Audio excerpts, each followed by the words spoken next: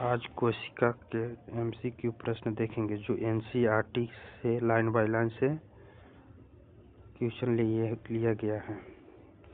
किसी भी एग्ज़ाम को देने जाने से पहले इसे एक बार ज़रूर पढ़कर जाइए, आपके लिए बहुत ही उपयोगी साबित होने वाला है। पहला क्वेश्चन है कि कोशिका के अध्ययन को क्या कहते हैं। तो कोशिका के अध्ययन को क्या कहते हैं? कोशिका विज्ञान, ऊतक, दोनों इनमें से कोई नहीं। कोशिका के अध्ययन को कहते हैं कोशिका विज्ञान। इंग्लिश में कहिएगा तो साइटोलॉजी होता है। आगे है कि सर्वप्रथम कोशिका की खोज किस वर्ष हुई थी? 1665, 1674, 1965। कौन होगा? तो 1665 में किया गया था। और ये किस प्रकार की कोशिका था? तो मृत कोशिका। और कौन खोज कर ले थे? तो रॉबर्ट हुक। और पूछ देगा किस में देखा गया था? तो कॉर्क में बताना है। अगला क्वेश्चन है कोशिका शब्द किस भाषा की शब्द है? फ्रेंच, इटालियन, लैटिन, इनमें से कोई नहीं।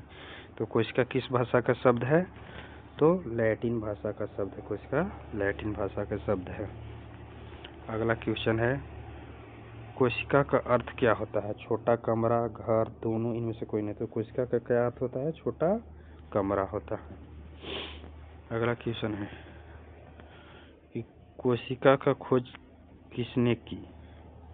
तो लियोनहॉक, रॉबर्ट हुक, मेंडल, जॉनसन। कौन कर लेते हैं? Robert Hooke. अगर जब तक जीवित कोशिका के बारे में नहीं बोलेगा तब तक क्या मारना है? Robert Hooke. यही अगर जीवित कोशिका को कह देता तो कौन मारते हैं? लियोनहॉक। अगला क्वेश्चन है जीवित कोशिका की खोज किसने की है? तो Robert Hooke, Leeuwenhoek, Newton, Robert Brown. तो कौन कर लेता? तो लियोनहॉक ने किया था जीवित कोशिका का खोज। और सबसे पहले किस में देखा गया था? तो तालाब के जल में देखा गया था। आगे मृत कोशिका को सबसे पहले किस में देखी गई थी? तो पत्ती में, कॉर्क में, लकड़ी में, जल में। तो किस में मृत कोशिका को सबसे पहले देखा गया था? कॉर्क में। अगला क्वेश्चन है कि जीवित कोशिका की खोज किस वर्ष हुई थी? 1965, 1674, 1931, 1941। जीवित कोशिका का खोज सबसे पहले कब हुआ था? तो 1674 ईस्वी में। आगे कह रहा है कि अमीबा कैसा जीव है? एक कोशिकीय, बहुकोशीय, दोनों। तो अमीबा कैसा जीव है? एक कोशीय है। और यहाँ पर क्वेश्चन बन सकता है कि कौन सा ऐसा जीव है जो अपना आकार बदलते रहता है? तो कौन होगा? अमीबा। इसका कोशिका का आकार क्या होता है? निश्चित नहीं होता, बदलता रहता है। आगे है एक कोशिकीय जीव का उदाहरण है पैरामेसियम, अमीबा, बैक्टीरिया, ये सभी। तो एक कोशिकीय जीव का हो जाएगा, ये सभी हो जाएगा। अगला क्वेश्चन है बहुकोशिकीय जीव बने होते हैं बहुत से कोशिकाओं से, एक कोशिका से, दोनों से। तो कौन सी कोशिका से? बहुत सी कोशिका से बने होते हैं। ऑप्शन नंबर ए होगा। ये भी याद रखना है कि इसका निर्माण एक ही कोशिका से होता है, लेकिन विभाजित होकर कितना हो जाता है? बहुत सारी कोशिकाओं में विभाजित हो जाता है। अगला क्वेश्चन है कि जीवित कोशिका सबसे पहले किस में देखी गई थी? जीवित कोशिका सबसे पहले किस में देखी गई थी? तालाब में, पत्ती में, लकड़ी में, कहीं नहीं। तो किस में देखा गया था? तालाब में। तालाब के जल में देखा गया था मतलब। अगला क्वेश्चन है कोशिका के केंद्र का पता किसने लगाया? Leeuwenhoek, Robert Hooke, Robert Brown, Schleiden. कौन लगा लेते? तो रॉबर्ट ब्राउन। अगला क्वेश्चन है कि केंद्रक की खोज किस वर्ष हुई थी? केंद्रक की खोज किस वर्ष हुई थी? तो 1931, 1831, 1939, 1940। बतलाना है कि केंद्रक की खोज किस वर्ष हुई थी। सही आंसर हो जाएगा 1831।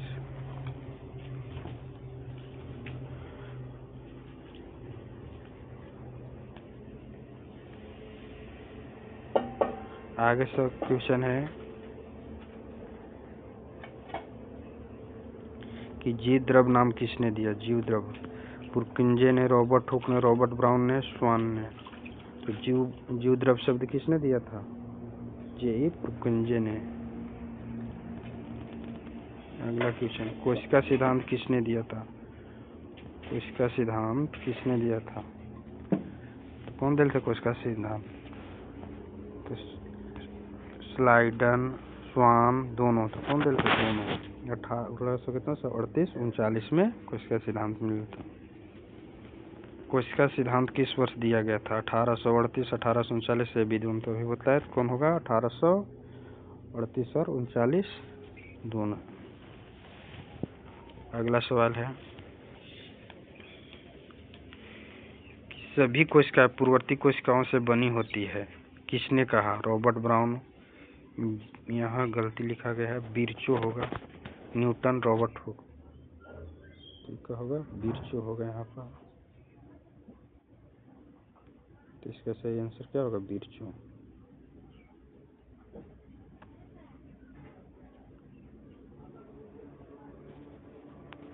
अगला क्वेश्चन है,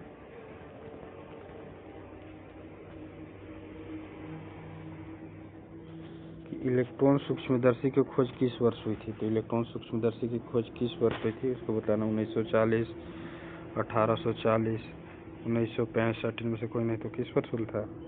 1940 में। अगला क्वेश्चन है, अमीबा का आकार कैसा होता है? निश्चित, अनिश्चित, गोला, बेलनाकार। तो बतलाता है अमीबा का आकार कैसा होता है? अनिश्चित होता है, इसका कोई आकार नहीं होता है। अगला क्वेश्चन है कि बहुकोशिकीय जीव में श्रम विभाजन होता है, नहीं होता है, कभी कभी होता है, ये भी दोनों। तो बहुकोशिकीय जीव में श्रम विभाजन होता है। आगे है कि एक कोशिकीय जीव में श्रम विभाजन होता है कि नहीं? तो नहीं होता है। एक कोशिकीय जीव में याद रखना है कि श्रम विभाजन नहीं होता है। अगला क्वेश्चन है कि चयनात्मक प्रागम्य झिल्ली किससे कौन सी है? कोशिका भित्ति, कोशिका झिल्ली, प्लाज्मा झिल्ली, बी और सी दोनों। तो आपको बतला देना है कि बी और सी दोनों होगा, क्योंकि कोशिका झिल्ली का ही नाम क्या है? प्लाज्मा झिल्ली है। अगला क्वेश्चन है कि कार्बन डाइऑक्साइड और ऑक्सीजन का गमन किससे होता है? कोशिका के अंदर कार्बन डाइऑक्साइड और ऑक्सीजन का गमन किससे होता है? विसरण, प्रासरण दोनों। तो कोशिश होता है, तो कार्बन डाइऑक्साइड और ऑक्सीजन का विसरण द्वारा। जल के पूछ देगा तो कौन? जल प्रासरण विधि द्वारा होता है। अगला क्वेश्चन वही है कि पानी का गमन कोशिका के अंदर किससे होता है? किससे होगा? प्रसारण से। प से पानी, प से प्रासरण, याद रख लेना। अगला क्वेश्चन है कि अल्प प्रसारी विलयन क्या है? बतलाना है कि अल्प प्रसारी विलयन क्या है। जल अंदर जाता है, मानो अल्प प्रसारी विलयन में क्या होता है? जल अंदर जाता है, जल बाहर आता है, दोनों। तो क्या होता है? अल्प प्रसारी। तो इसमें ऐसा सोल्यूशन कोशिका में रखते हैं कि कोशिका के अंदर जल की मात्रा बाहर के जल की मात्रा से कम होता है, कम गहरा होता है, मतलब कम सांद्र होता है। बाहर की मात्रा से अधिक सांद्र होगा तो कहाँ हो जाएगा? अंदर वाला जल कहाँ चल जाएगा? बाहर वाला जल कहाँ चल जाएगा? अंदर। तो इसका कौन हो जाएगा? Option number. अब अगला क्वेश्चन है कि समप्रसारी विलयन क्या कहते हैं? इसमें से वैसा विलयन जहाँ कोशिका रखेंगे तो न तो कोशिका से जल बाहर आएगा और न ही अंदर जाएगा, दोनों ओर का होता है जल समान मात्रा में होता है, तो इसे कुछ कहते हैं समप्रसारी विलयन। आगे है अति प्रसारी विलयन क्या है? इसमें क्या होगा कि कोशिका से जल कहाँ निकल कर बाहर आ जाएगा। मतलब कोशिका को ऐसा सोल्यूशन में रखना है, विलयन में रखना है कि अंदर का विलयन का सांद्रता बाहर के विलयन से कुछ ही हो, कम हो, तो अंदर वाला जितना ही पानी है कोशिका से कहाँ आ जाता है? बाहर आ जाता है। जल से बाहर नहीं, कोशिका से बाहर कहीं, मतलब जल बाहर आ जाता है। अगला कहिए अंडे का कवच किसका बना होता है? अंडे का कवच किसका? कैल्शियम कार्बोनेट, मैग्नीशियम कार्बोनेट, वसा, प्रोटीन।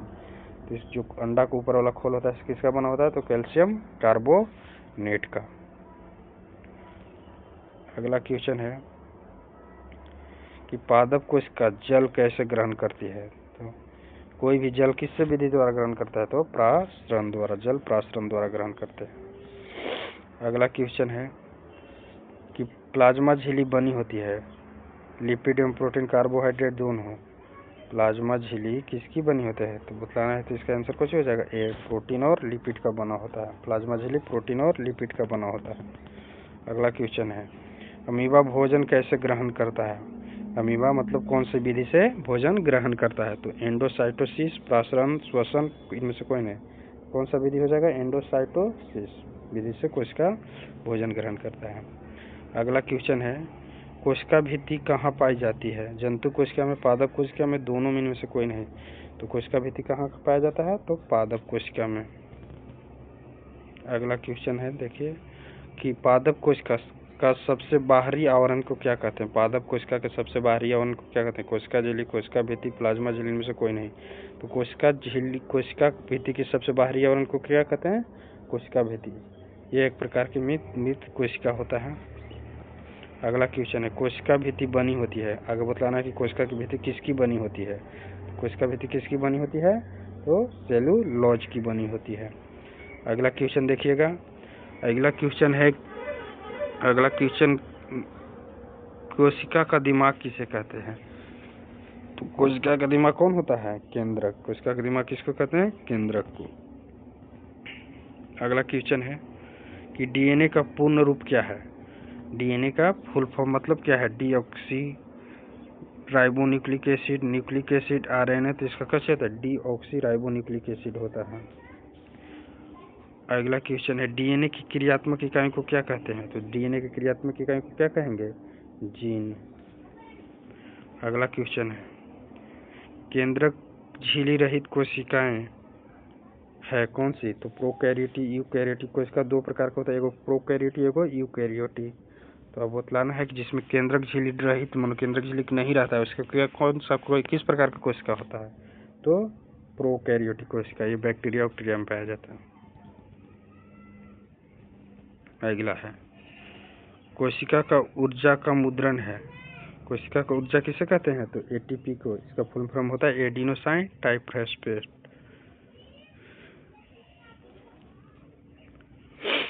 तो पार्ट 1 था ये, जो इसमें आपने 40 क्वेश्चन देखा।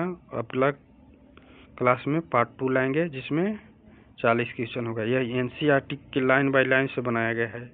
इसे एक बार अवश्य देखें, कर एग्जाम में ही जाए, आपको इससे बाहर क्वेश्चन नहीं मिलेगा।